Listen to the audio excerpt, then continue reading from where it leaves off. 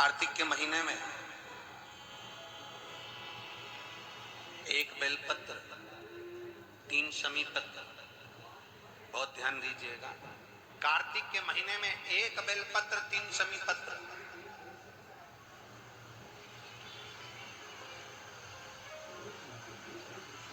कार्तिक के महीने की दोनों अष्टमी में से किसी भी अष्टमी पर, चाहे उजाले की हो, चाहे शुक्ल पक्षी की हो, चाहे कृष्ण पक्ष की, एक बेलपत्र, 3 शमी पत्र, आप कभी दिल से, कभी मौका मिले हृदय से, दामोदर मास में, कार्तिक मास में अशोक सुंदरी वाली जगह का स्पर्श कर कर भगवान शंकर के शिवलिंग पर एक बार समर्पित कर कर देखना, और दूसरे वर्ष इंतजार करना कि तुमने कार्तिक महीने में अष्टमी के दिन बाबा को शमी पत्र बेलपत्र दिया था, क्या बाबा ने तेरे घर में धन और वैभव दिया कि नहीं दिया? जो स्थिति में गाड़ी चल रही थी वो स्थिति की गाड़ी तेरी पार हुई कि ना? कितने बेलपत्र? बोलो बोलो, जम के बोलो जरा। कितना शमी पत्र? एक बेलपत्र, 3 शमी पत्र।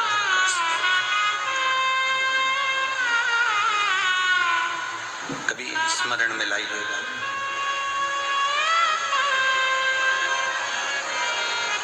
बस ये जो कार्तिक महीने में दामोदर मास में आप एक बेलपत्र, 3 शमी पत्र अष्टमी के दिन, चाहे शुक्ल पक्ष की हो चाहे कृष्ण पक्ष की हो, दोनों अष्टमी में से किसी भी अष्टमी को जब आप समर्पित करें तो चंपेश्वर महादेव का नाम लेकर, कौन से महादेव? जम के बोलो जरा, सबकी आवाज आना चाहिए।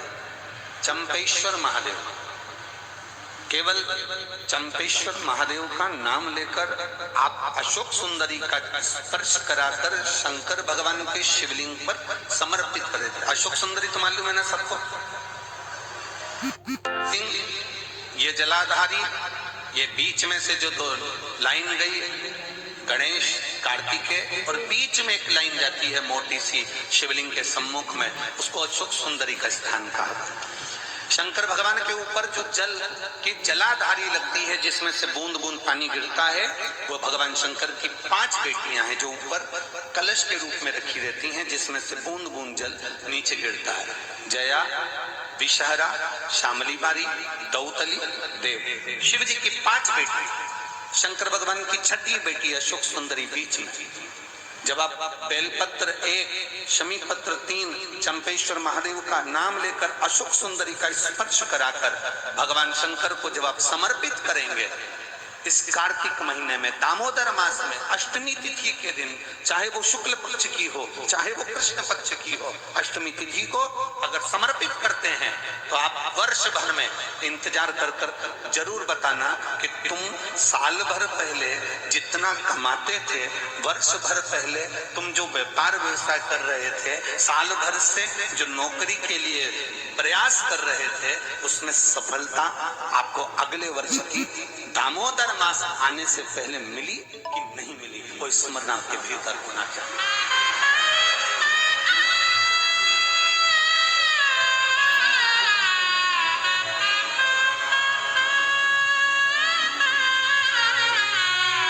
शंभो शरणे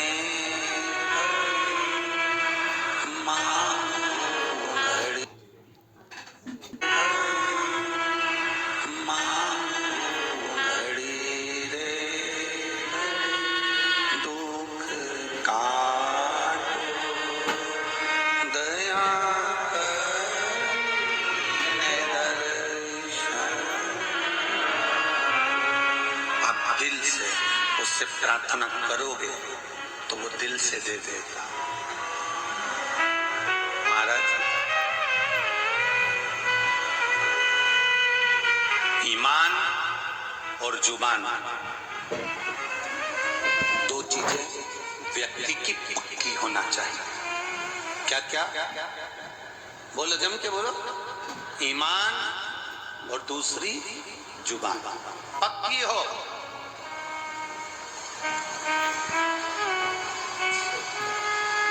आप दिल से आप बाबा का भजन कर देखो, आप दिल से बाबा का स्मरण कर देखो। एक पत्र आया है,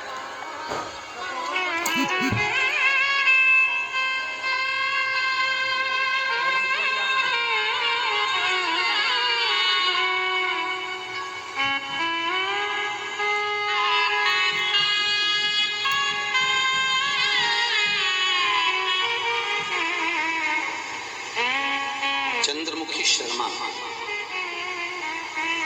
पता है राया मथुरा, कहीं बैठी है, हाथ हिला सकती हैं अगर कहीं बैठी हो तो हाथ हिलाइए। आपकी हैं, दोनों हाथ हिला दो एक बार। हाँ हिलाइए दोनों हाथ, ठीक है। एक बार वापिस हाथ हिला दो। चंद्रमुखी शर्मा, राया मथुरा से रहने वाली हूँ गुरुजी। बाबा का मैं क्या गुणगान करूं। मेरी बेटी मुस्कान कई सालों से नौकरी की तैयारी कर रही थी कि सरकारी नौकरी मिले, पर नहीं मिली। आखिरी में हताश होकर वो मंदिर जाना भी छोड़ी, भगवान का भजन करना भी छोड़ी।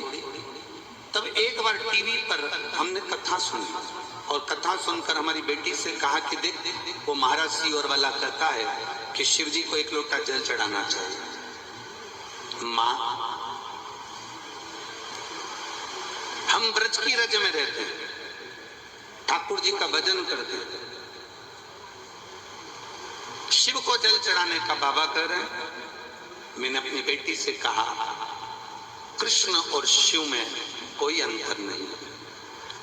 कृष्ण जब तक नहीं मिलते जब तक शंकर की भक्ति ना हो, और शंकर जब तक नहीं मिलते जब तक कृष्ण की भक्ति ना हो। ये दोनों का मिलना सरल नहीं है। मैंने कहा, जब टीवी पर बाबा कह रहे हैं, सियोर वाला महाराज कह रहे हैं कि एक लोटा जल सारी समस्या का हल, तो चढ़ाने में जाता क्या है। माँ, 7 वर्ष से नौकरी की तैयारी कर रही हूँ पर नहीं मिली, तो मुझे नहीं लगता कि मिलेगी, पर तुम कहती हो तो मैं शंकर जी को जल चढ़ाना प्रारंभ करती हूँ। शिव जी को जल चढ़ाना चालू करा मेरी बेटी मुस्कान शर्मा ने, और बाबा का मैं क्या वर्णन करूं गुरुदेव।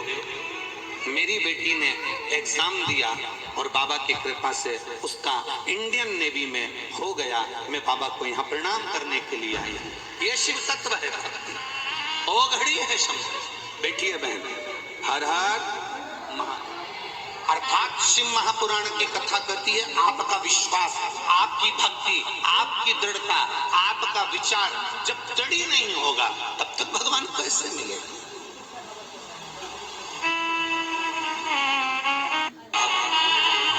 दृढ़ी बनकर बैठोगे, भगवान शंकर की आराधना दृढ़ी बनकर करोगे, ईमान और जुबान पक्की रखकर आप शिव की अगर आराधना करोगे, तो अगर कथा मिल सकती है तो क्या मेरा महादेव नहीं मिल सकता?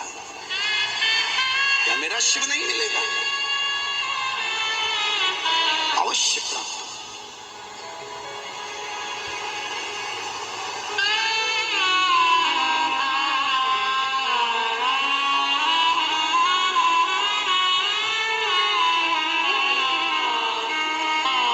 की रज में लोग आते हैं तो पेड़ों में कान लगाकर सुनते हैं राधा का नाम मिल रहा। ब्रज की रज में लोग आते हैं तो वृक्षों पे कान लगाकर सुनते हैं कि बंसी की धुन मिल रही है। हम कहते हैं इतने खो जाओ परमात्मा में,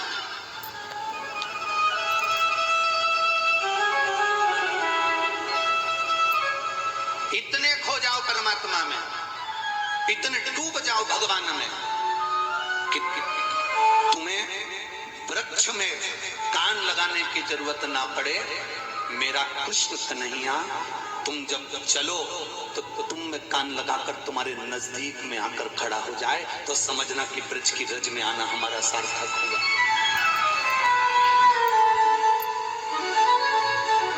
हमारा ब्रज की रज में आना सार्थक हुआ, तब समझिए आप।